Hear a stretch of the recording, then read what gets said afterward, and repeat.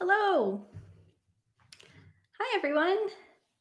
Hi, Sierra. Thank you. How's everyone doing? Can you hear me? Can you see me okay? You can see my little Bluetooth speaker. Gonna do a bit of that. Hi, Chris. How's everyone doing? I'll just wait for a few people to join us in a few minutes, and then I'll start my never-ending spiel that probably some of you are used to. Thanks, Sierra. Cool. Okay. Hi, Jackie. Jackie says she just woke up. Well, I am very happy you're here now, Jackie. If you'd like, you can go ahead and share the link to this live stream on your social media with your friends and family, and maybe some people will want to join. I know solo flute music is not everyone's favorite thing, but yeah. So while we're waiting, I want to show you what I got at the dollar store the other day. It's like a little mug that I'm gonna use for my water, and it has a snowflake, and it's just real cute. So I wanted to share that with you. Hi, Abner. Thanks for being here. We'll get started really soon. I hope everyone's doing well. Jackie likes my mug. You can, while we're waiting for more people, you can go ahead and look at the description box. Below this video, you should be able to find some links and resources that I'm going to talk about, of course, very soon. But you can start taking a look at that. Ara, hi. Oh, thanks. Ara says she loves my mug. That's so sweet. Hi, Fred. Thank you. Oh, this is so fun. So many friends.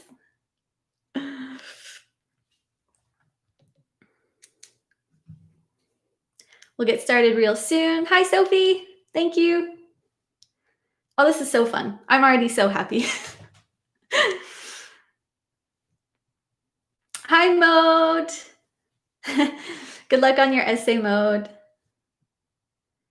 Thank you all for being here. I think I'll get started in just a few seconds. This program's a bit longer than the previous ones, so I want to make sure that you all have the time to stay till the end, of course. So Sophie's writing an essay too. Oh, so sad. But hopefully this concert will cheer you up a bit or help you finish the essay. I don't know.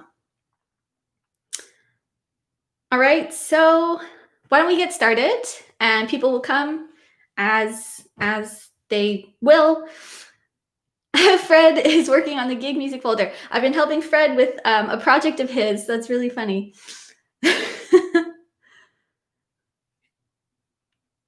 All right, so let's get started. Welcome to this fourth installment of Caitlin's Cozy Concerts, the concert series where you can remain cozy at home and not catch COVID.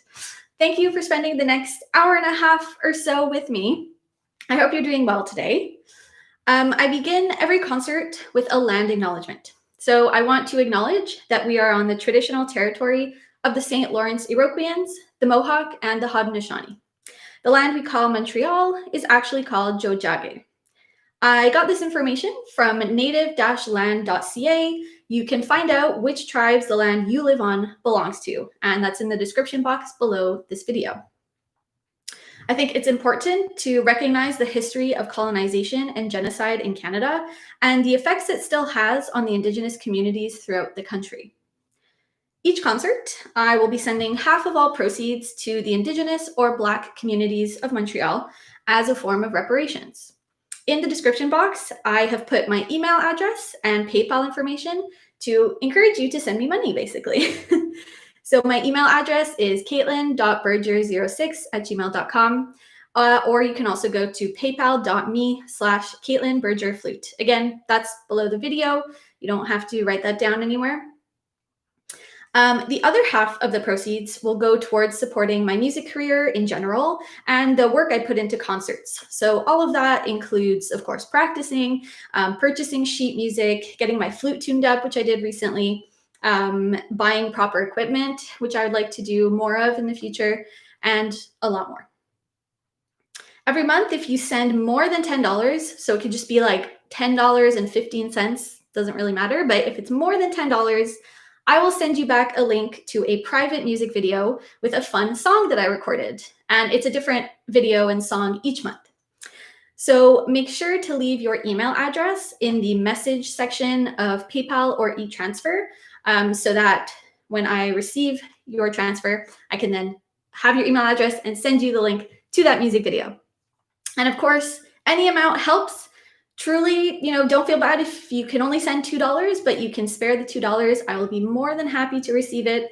I'm someone who kind of feels like weird, like I don't want to donate if I can't donate at least like $10 for something. But honestly, I've realized that it's true that any amount helps and is appreciated. So this month, I will be sending money directly to the Black Healing Fund. And this is what they're all about. I've put a link in the description, but I want to share some of the information with you here today. So, quote, the Black Healing Fund is an emerging volunteer-run initiative based in Jojage, Montreal, that seeks to provide Black people in the area with discretionary funding for therapy and other mental health-focused resources. The Black Healing Fund is an initiative that stemmed from no longer being able to accept that Black people, especially queer, trans, non-binary, disabled, and low-income Black people, be expected to pay for their own healing in the system that has not only caused most of our trauma, but is continuously killing us, even in the midst of a global pandemic, end quote. So as I mentioned, you can find out more about this fund and the work they're doing in the link I provided in the description box below. I'm gonna take a breather. I saw some comments go by.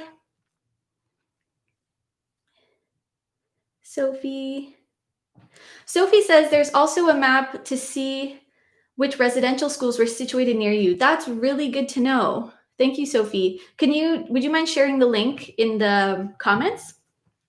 That's really helpful. Or is that also nativeland.ca? I think maybe I saw that. Hi, Lucy. Thanks for being here. Cool.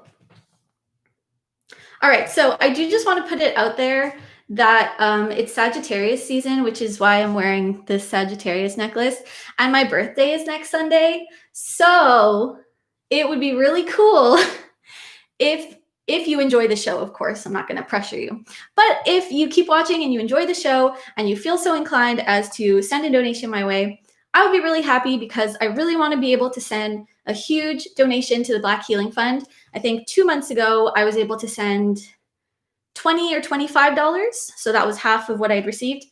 So I'd really love to send them another, large donation.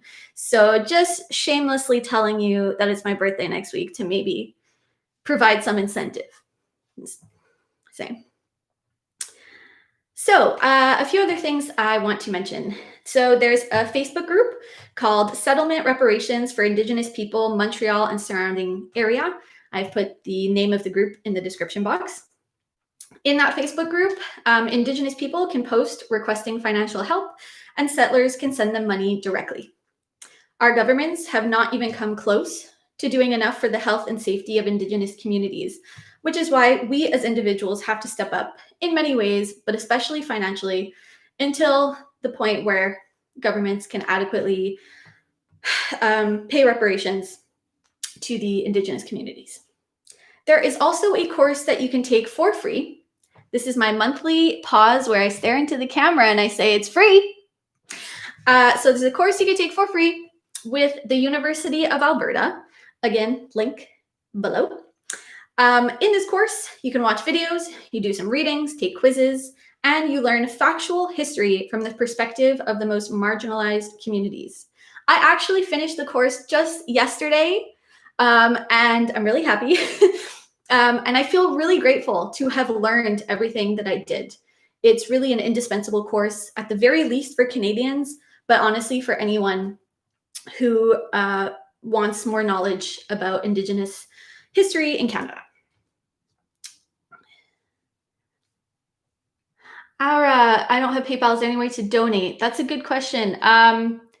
Right now, it's just through bank transfer and PayPal, but maybe I'll message you after to see if we can figure something out. That's really sweet. So I'll message you after for sure. Thanks for asking. So along with paying reparations, I'm committed to featuring at least one composer who is non-white and or non-male each concert. You can definitely send me suggestions or requests for pieces, and I'll see what I can do. Each month there's a different theme, so I do try to program pieces along with that theme. I haven't yet chosen one for January though, so if you have any requests or suggestions for pieces by marginalized composers, please feel free to send them my way. I'm really passionate about changing the classical music canon for the better. There are so many wonderful composers that should be more well-known and have their music played more often. Finally, I want to announce the theme for this concert, which is Sonatas Across Time. It may not sound super exciting, but I think you'll enjoy the pieces and composers I've chosen for this program. And I have a special guest that you won't be able to see, but you'll be able to hear in one of the pieces. So the kind of general comment suggestion for today is to leave your favorite sonata in the comments, in the chat. So even if, whether you're a musician or not, if there's a sonata that you love listening to or playing, let me know. And I'll share some of mine that you won't hear today, but that are also some of my favorite sonatas.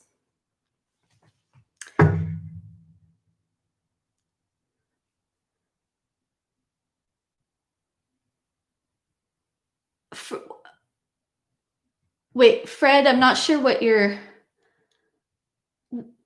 referring to. Homing pigeon. I don't know what you mean. Chris says yay. Okay. So pigeon voyageur. Oui, mais c'est quoi? Comme c'est quoi?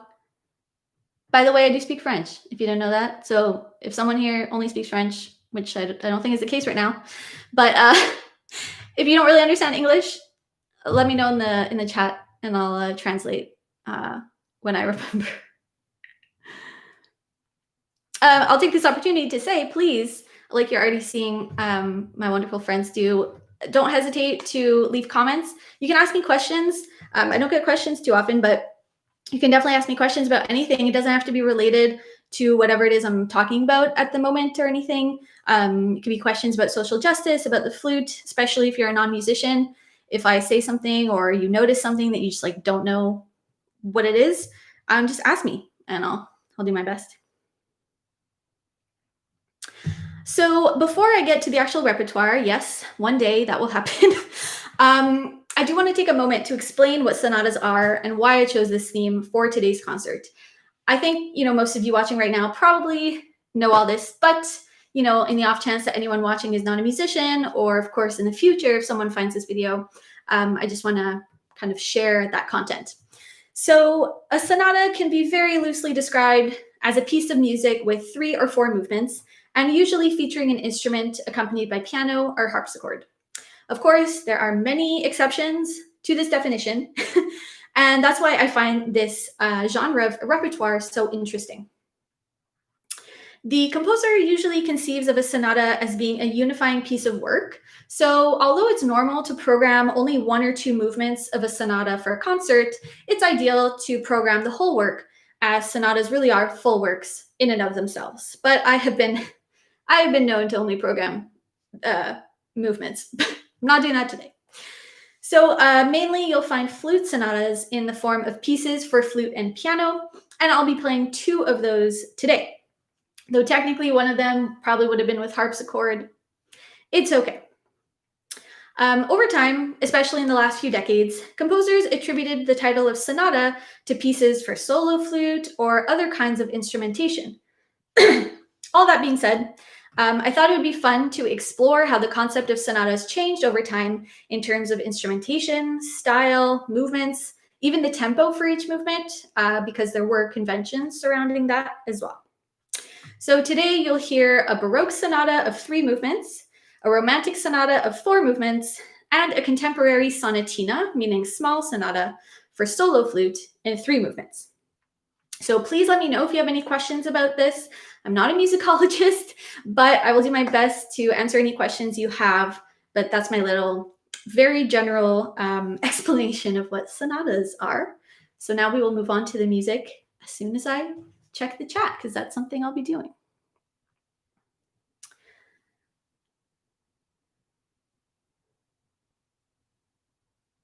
Oh, okay, Fred. Wow.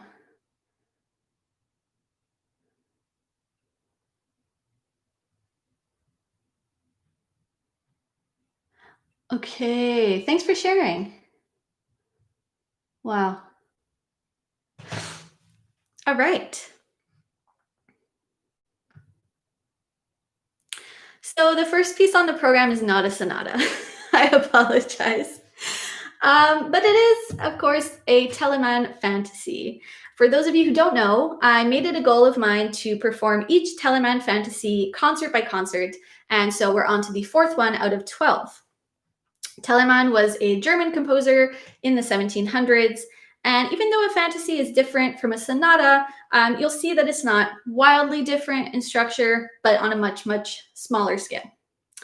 So this 4th fantasy is in B flat major, which is actually kind of rare for flute music for some reason. And before I forget, I want to mention that each piece on today's program is in like a weird key. Weird just meaning that you don't actually see it very often in flute repertoire. And I only noticed that like a couple days ago. So this 4th fantasy contains 3 movements. You have a slow movement, a kind of upbeat, fast-ish movement, and then a very fast movement to finish. Just like in a sonata, you'll hear specific themes come back in each movement. But apart from that, and the fact that it's split up into movements, this fantasy is pretty different from the rest of the music I'll be playing today. The movements are relatively short, especially the last movement, but there's really quite a lot of joy and brightness to this fantasy that's really endearing. As always, Telemann finds really interesting ways of bringing out the harmony that would exist if I was playing with even just one other instrumentalist. It's a really fun piece, so I hope you enjoy it. And of course, please let me know your thoughts in the comments.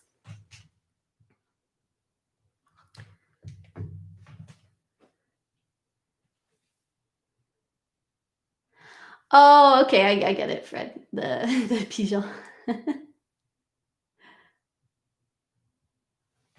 Yes, well, that's very funny. All right, so first piece, for those of you who didn't see, this is my dollar store holiday mug.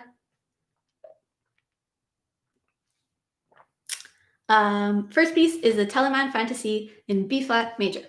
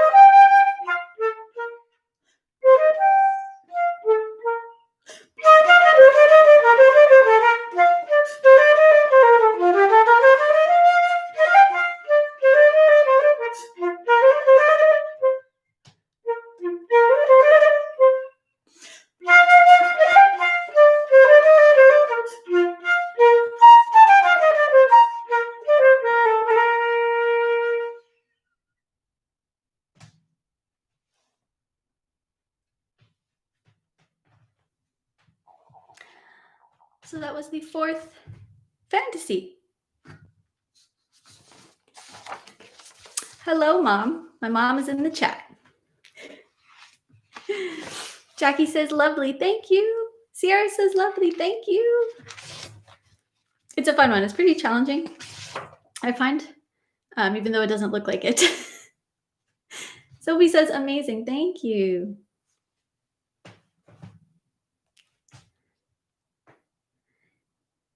If you have any questions, you can let me know. Lucy says, it's a sunny one indeed. Yes, and thank you, Lucy. Thank you, Ara. Fred, I don't know if they're the same as the violin ones. I don't know. Maybe, but I haven't checked that. That would be interesting if they are. There's a set of 12 for the flute ones.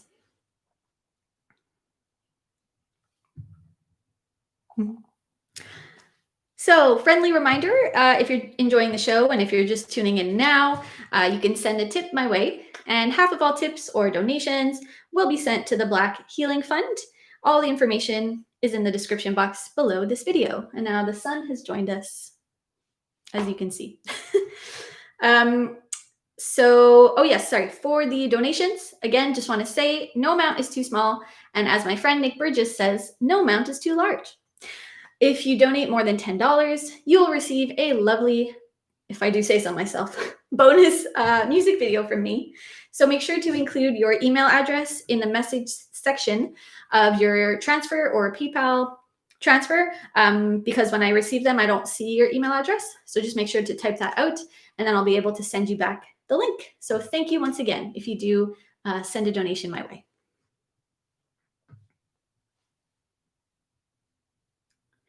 My mom says that she really likes the Telemann. Yes. So the second piece on the program is our first sonata of the day. Yay!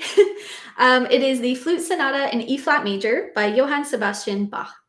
Bach, as you probably already know, was a German composer in the 1700s, and he wrote quite a few flute sonatas, but this is one of my favorites. It was written for flute or recorder and harpsichord, but I'll be using the lovely piano accompaniment from the website Tomplay. If you want to know more about Tomplay, just let me know in the chat and I'll explain what it is. So this sonata is in 3 movements, which was common for the time, and the pacing of each one is fast, slow, fast, which was also quite typical. Some of you may actually recognize the middle movement, even if you're not a classical musician or flutist. It's a pretty popular excerpt that gets put on a lot of those 100 classical music pieces to relax to on a Saturday evening at your beach house. I used to buy these compilation of 4 CDs worth of classical music, and it was all kind of the hits. And this second movement of this sonata is usually on those ones.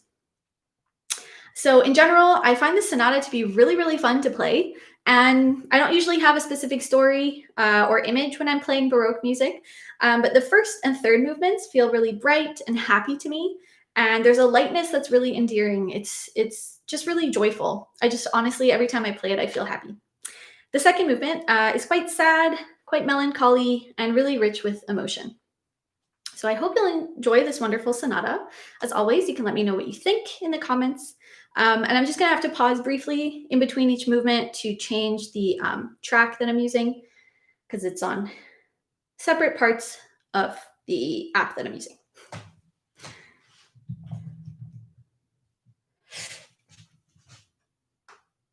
And I'm using this pink Bluetooth speaker that's really cute. The balance might be a bit weird between flute and speaker, but at this point, there's not too much I can do about it, unfortunately.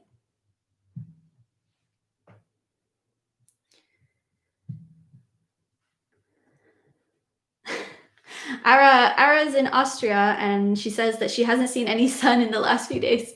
I'm so sorry.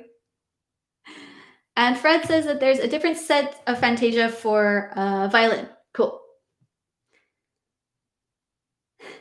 Thank you, Sierra. I know last month the Halloween concert, the sun was really like present the whole time, so the rays were constantly kind of in the frame, and it did produce a pretty effect. Okay.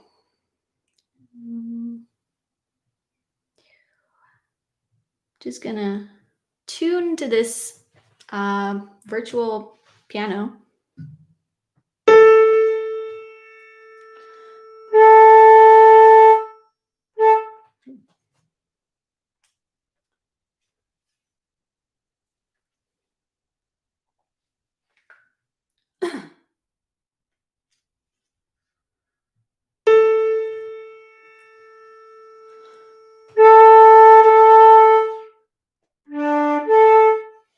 Okay. Yeah, Sierra says no oboist to give you an A. That's 2020 for you, right? I'm just literally just alone in my room with my phone and a Bluetooth speaker. All right, so this is Bach's flute and piano, harpsichord, whatever, piano sonata in E flat major.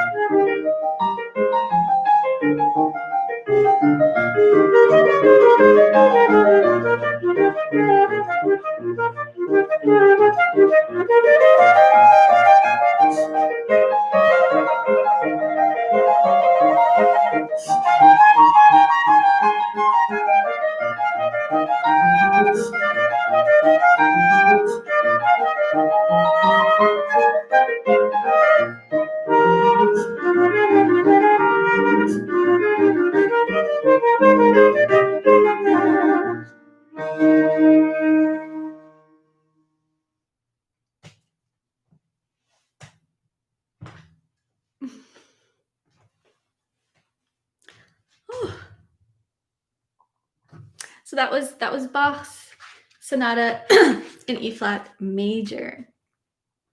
Jackie says, I love this one. Yes. Sophie says, this has definitely cheered me up. Oh, yay. My mom says that she was waiting for this piece with piano. Magnifique. Merci.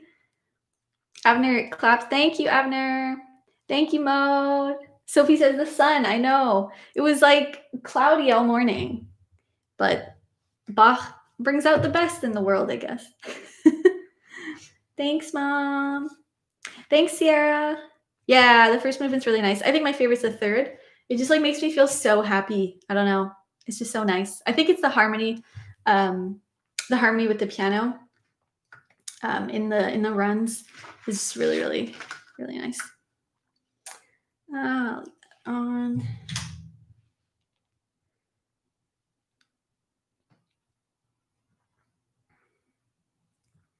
Yeah, the third really is fun to play. Yeah.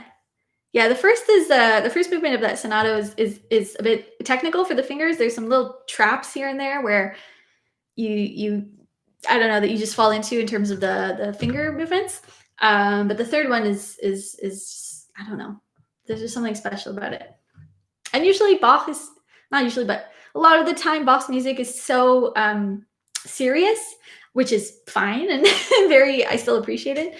But I feel like the sonata is really, even with that melancholy second movement, it's still a very light sonata. So it kind of changes things up from what you expect from him.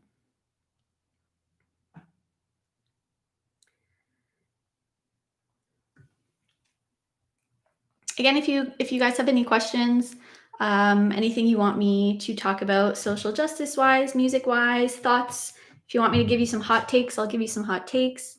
Anything like that. Just if you want to chat some more. So we have now arrived in the Romantic period of classical music, and the next piece on the program is Mel Bonis's Flute and Piano Sonata. Before I discuss the piece, I of course want to introduce you to the composer, as I'm sure most of you have not heard of her before, unfortunately. I myself only heard of her about a year and a half ago, so pretty recently. This composer's full name is Mélanie Bonis, and she was a French composer born in 1858. She studied at the Paris Conservatory, which is a very prestigious and renowned music school. And she wrote over 300 pieces, mostly for chamber music settings, but for orchestra as well. Her music is always rich with emotion and passion, and the sonata I'll be playing today has quickly become one of my favorite pieces to play on the flute.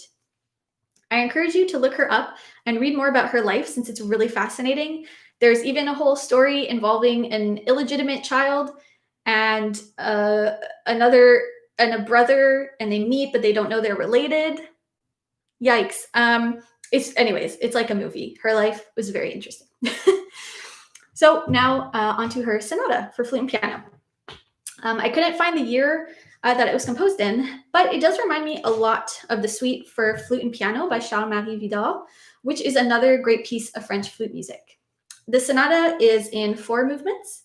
So the first one is relatively slow and sentimental.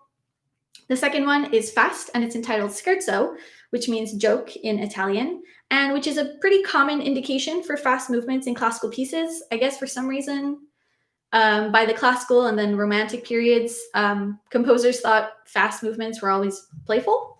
I don't know, but that's a convention. The third movement is slow and melancholy. Well, I say melancholy. There's parts that are melancholy, and there's parts that are have this happiness, this deep happiness to it. Maybe you'll see what I mean when I play it. And then the fourth one, the finale, is upbeat and flashy, like so many final movements of sonatas are.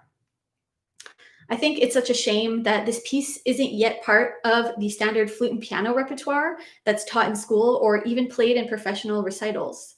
It's such a beautiful piece of music that's so expertly crafted, but because it was written by a woman, it wasn't prioritized in the classical music canon. And I had mentioned that this piece really reminds me of Widor's suite for flute and piano. Each movement kind of has a similar tone to it when you compare the two pieces. And I had wanted to find the year this piece was composed to see if it came before or after Widor's. Because if it came before, I would gladly say that Bonis's piece or that Widor's piece sounds like Bonis's piece, but I don't know when it was written. Anyways, I'm really glad that I learned about this composer and learned this piece, and I'm so excited to share it with you in just a few minutes. You may have noticed that I still don't have a piano or pianist with me. Contrary to popular belief, I am not rich and therefore cannot purchase a piano. but I am very happy to present this piece in collaboration with Christopher Gaudreau, who is a pianist and friend of mine, and who very generously took the time to learn and record this piece for me to play with today. It's not always easy to play with the recording.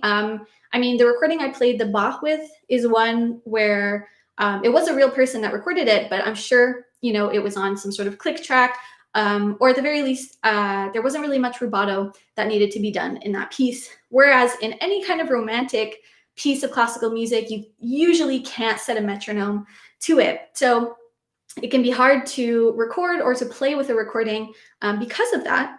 But Chris sent me the most beautiful recording of the piano part. And I've literally played the entire piece with the recording every single time I've practiced in the last few weeks.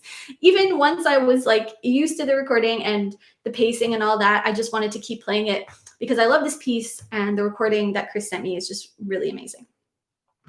Something I do want to mention that marks a change in sonatas at this time is that the piano part becomes more important than it used to be. So in Bach's or Mozart's time, I would say especially Mozart's time, the piano or harpsichord part mostly, I don't know if this is a hot take, mostly function as an accompaniment to the flute part, in my opinion. So, you know, lots of chords, and if the piano were to play by themselves, really wouldn't be that interesting, right? But then by the time Bonis is composing, so the Romantic period, the piano part in terms of flute and piano sonatas becomes just as important as the flute part. So it's really a duet between the flute and piano compared to how things were written before. So you'll definitely hear that in this sonata. I am not, you know, the star of the sonata like I may have been in the Bach. It really is a duet between flute and piano.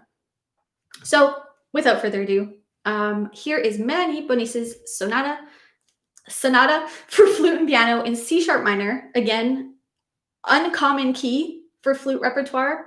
I don't know why, but yeah, and I will be playing with a special guest who you won't be able to see, unfortunately, Christopher Gaudreau.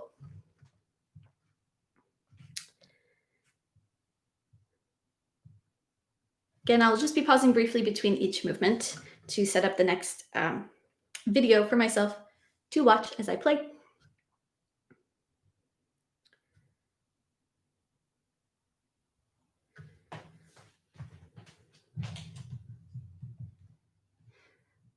Maud asks, what is your fave Bach sonata ever? Honestly, it's probably a tie between the E flat major and the B minor. The other ones either I don't find as interesting, or they've been really challenging for me to play, so I don't like playing them. So yeah, either the E flat or the B minor. I'm hoping to play the B minor sonata in a future concert. Okay.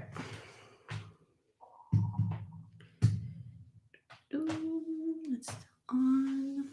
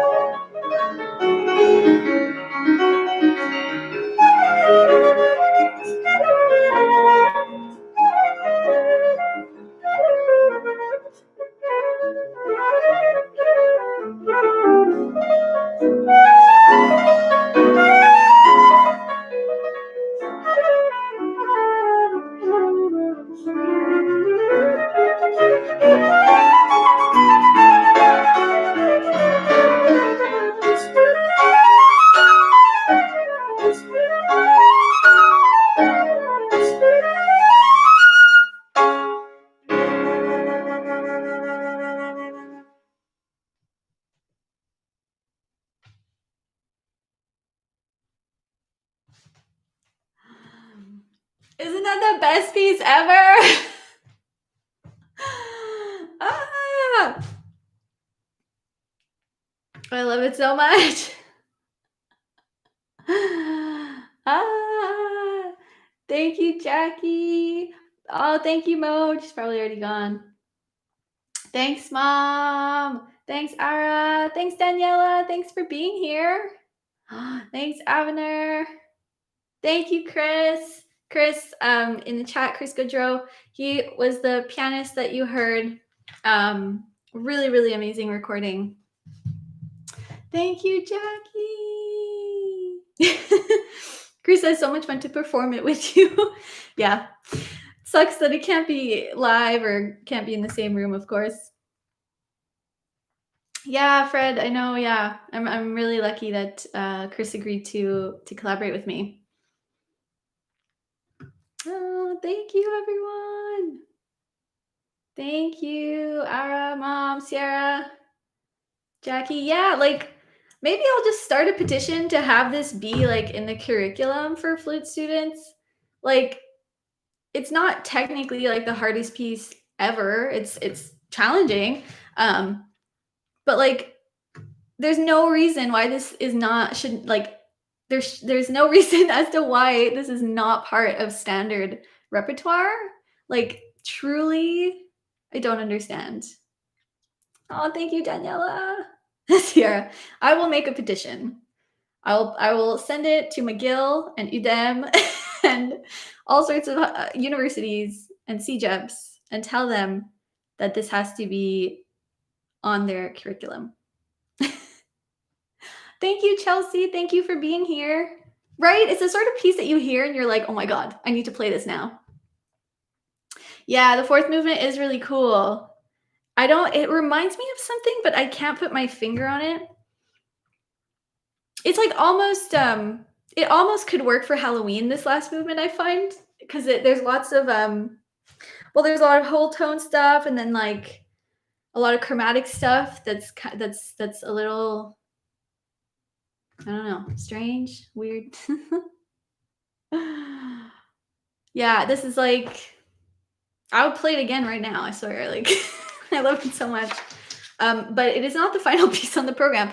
Typically, in a normal concert, this probably would be, the end of at least the first half of the concert or the second half of the concert. But I wanted to go chronologically. So I do have another piece left, but yeah. Ara, yeah. Yeah, it has something, there's a quality to it that's not normally what you hear in French music, I guess. I think the other movements, yes, but the fourth movement is a bit different. Yeah. Jackie's going to email her first flute teacher and tell her about it. Yeah. Maybe if we all email our flute teachers and fellow flutists. Yes. Yes. And obviously this isn't the only, piece by a marginalized composer that should be, taught or anything like that. Which is why, each concert I have at least one piece from such a composer. But I feel like this one stylistically would fit with all the other standard flute repertoire. It's beautiful and it's different. It's unique. I do find it's unique, but it's also like it would fit so well with university recitals. Of course, any recital given by anyone, but yeah. Inez, hi. Nice to see you here. Oh my gosh, so many friends. Thank you for the love for this piece. And thank you again, Chris, for recording it. Truly an amazing recording. I do have to admit the last piece on this program maybe seems anticlimactic compared to the Bonis. But like I mentioned, I wanted to go chronologically to show the evolution of sonatas. So yeah. Oh, thank you, Chris. Yeah, it's and as I was mentioning before I played the piece, I find it's nice because the piano part is so involved. Like I'm sure you could hear the whole time how it was really more of a duet, than just like flute in the foreground and like piano accompaniment. It was really like there were a lot of times where there was call and response and all sorts of harmonies and and stuff like that, which is also why I really like that piece. Mhm. If you have any questions, of course, let me know about the piece or about the flute or about anything. If you're just tuning in, by the way, thank you so much for tuning in at any point during the concert. I really, really appreciate it. It's really nice to see everyone in the chat. Obviously, it's super strange still to not be performing with other people in the same room. Yeah, so it's nice to see you all in the comments so that I know people are actually watching, because I can't it just tells me how many people are watching, but obviously apart from if you comment, I don't know who's here. So that's really nice. Before presenting the last piece on the program, just a friendly reminder that I'm accepting tips and donations.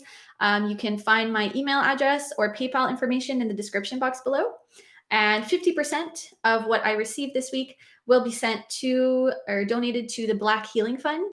And there's information about that fund in the description as well. So thank you so much for being here. And of course, if you do send any amount of money my way, I'm very, very grateful. And I truly appreciate it. Again, like I said at the beginning, shameless plug, it's my birthday next week. So if that motivates you a bit more to send something my way, just saying. Are there any other Sagittariuses? This is a Sagittarius Centaur thing. Any other Sagittariuses in the chat?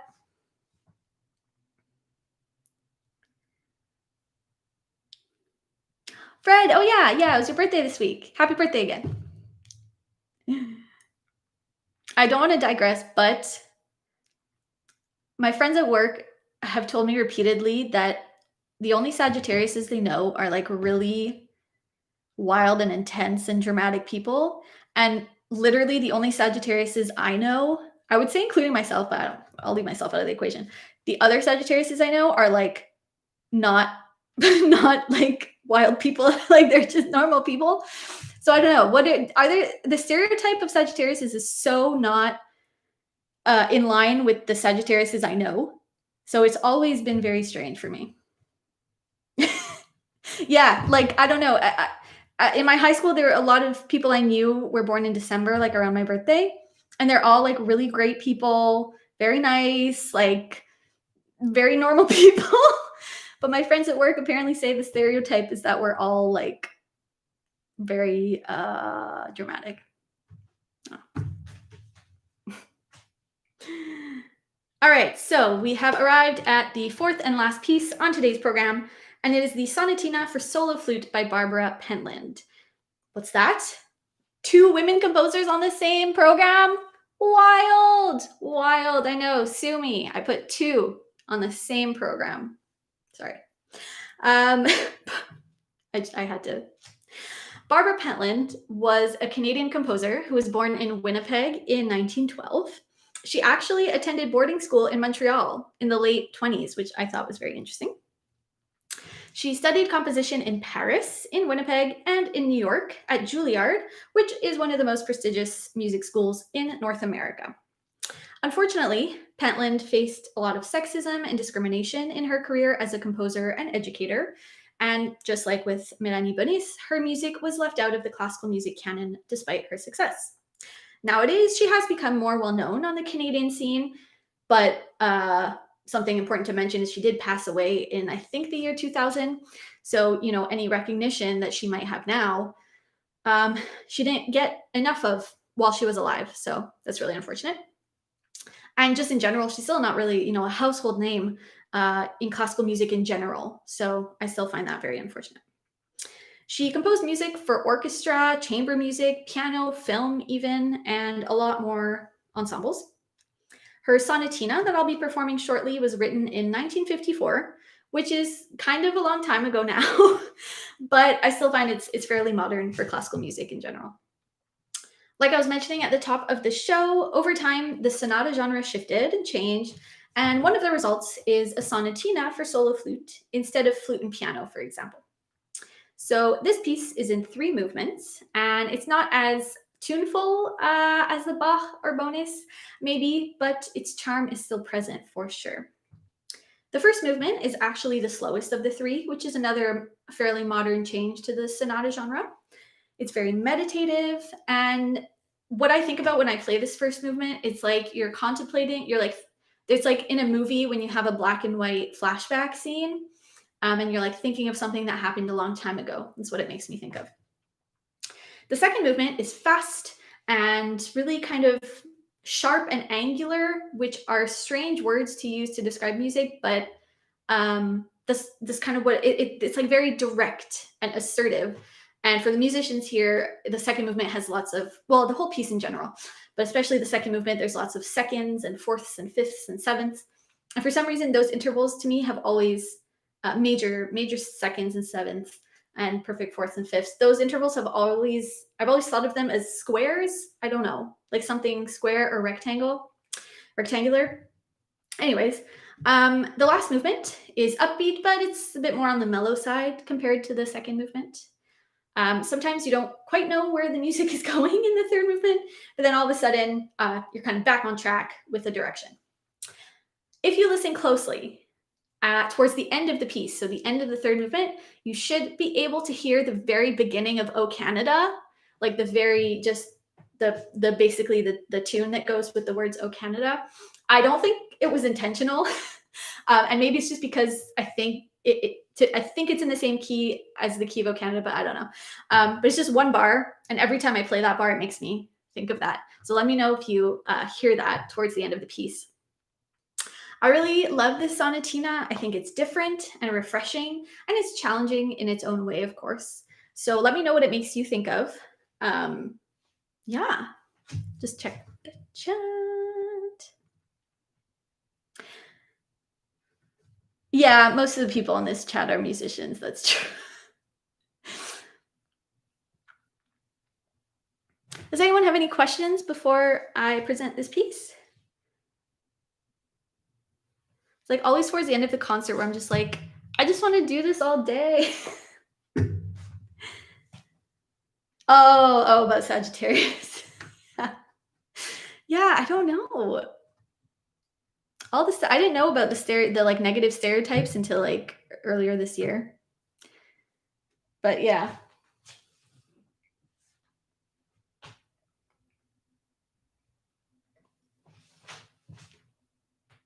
All right. So here is Barbara Pentland's Sonatina for solo flute, and is in 3 movements.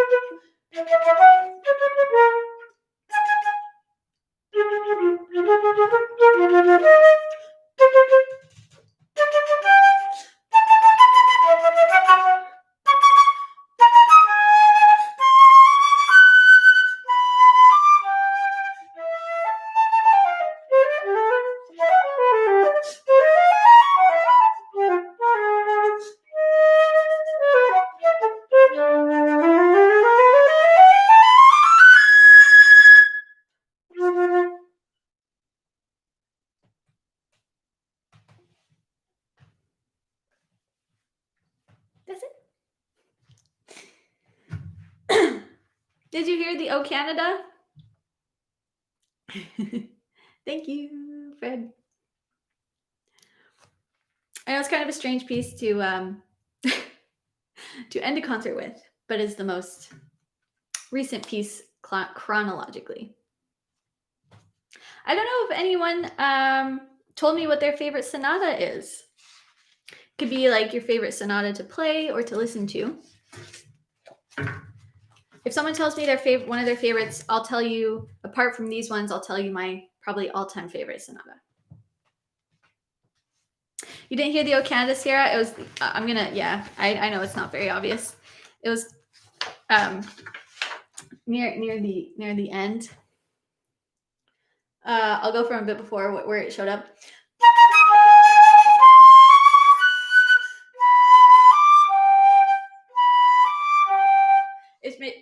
It's not that obvious, but it's just the same three notes and almost the same rhythm as the beginning of Canada.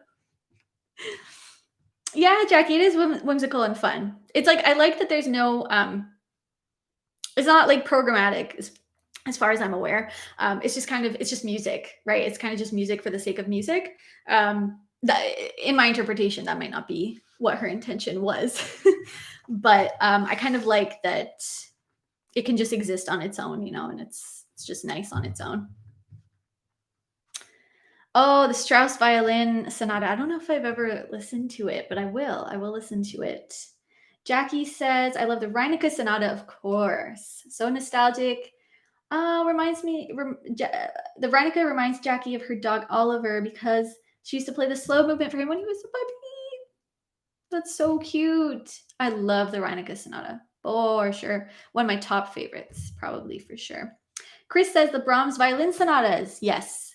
I don't know if I've ever listened to them in their entirety, but I've heard bits and pieces of them over the years, and of course they're amazing. My mom says très jolie. Thank you. Merci. Yes. I might take you up on that offer, Fred. I would love to hear them. So probably my all-time favorite sonata is the Franck violin sonata. And I really like playing it on flute. That's also a piece that I'm hoping to program on one of these concerts. I was thinking of programming it on this one, but it's so long, I would have had to just do one or two movements, and I didn't really want to do that. But also, I wanted to prioritize the Bonis sonata for sure.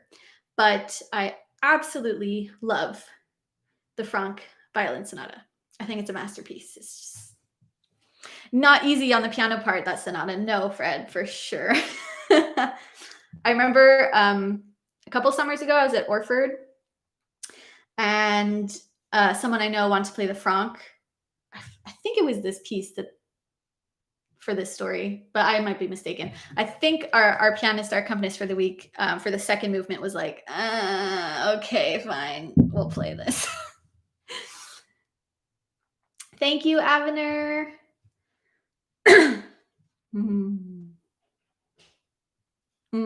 Yeah.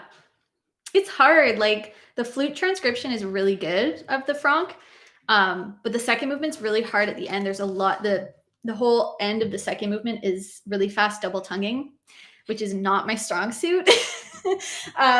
So it's tough, but all the other movements are. The first movement like really gives me chills. Does anyone have any questions? Oh, I do have things to say at the end. Oops, almost forgot.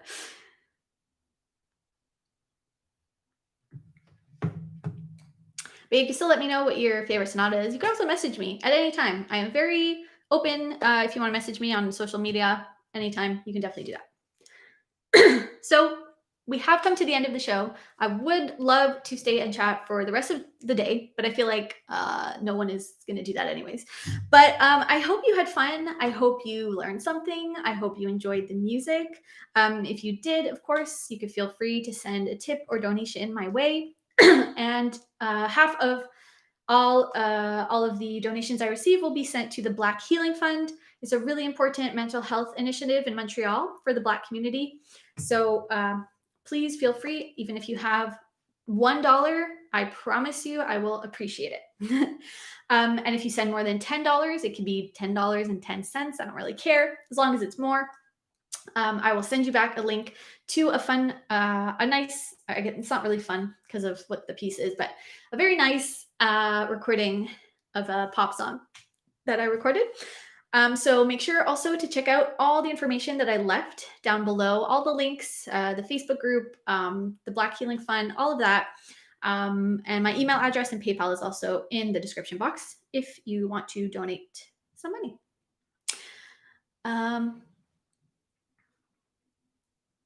Sierra, thank you so much. I'm really glad you can make it too.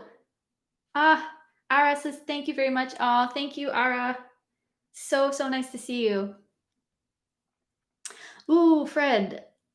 I will listen to that. I don't think I've listened to that recording. Augustin, let's see. Nice. That's great. I do want to let you know that the date for the next concert, it's not going to be the last Saturday of December, like it usually is, like the last Saturday of the month, because that's basically Christmas. So the next concert in this series is Saturday, December 19th. So the third Saturday in December, so that it's a bit before Christmas. And it is a holiday special. For those of you who don't know, please indulge me for 2 minutes. This time of year is my favorite time of year ever. And yes, I will admit that part of it is because it's my birthday as well soon. But mostly it's because of Christmas. I'm Jewish. I don't really formally celebrate Christmas. But there's Hanukkah, which is nice.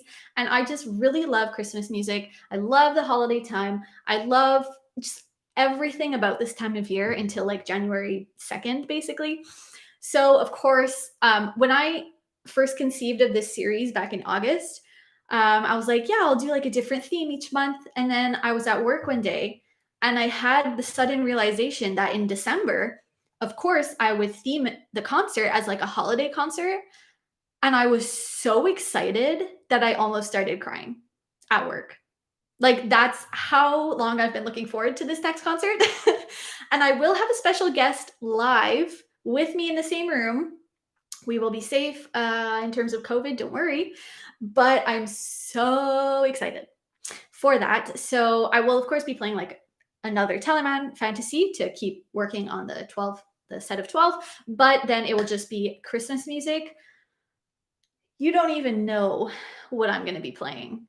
I can't even. Anyways, I'm just really excited. So Saturday, December 19th at 1 p.m. on YouTube, like normal, I will be giving my 5th concert in this series, and it will be holiday themed. So I'm super excited for that. Mark your calendar, do whatever you got to do, clear your schedule, and it'll be really fun. Thank you so much for tuning in and leaving comments. I'll stick around for just another couple minutes in case anyone has anything they want to ask or say or anything like that. But I am done my spiel as of now. Thank you so much for tuning in. It was such a pleasure to chat with you guys. I know this is still basically kind of one-sided. That's how live streams work, but it still feels like we were talking to each other, even though it's not in person. But I hope you have a beautiful, beautiful day. I'll stick around a bit.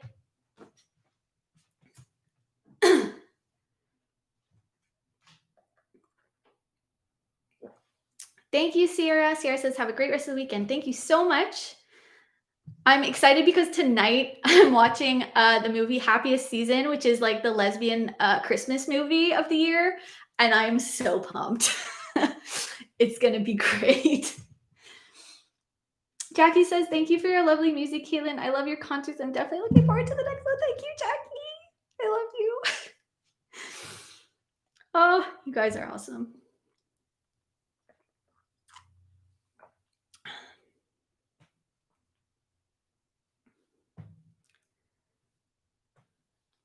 All right. Well,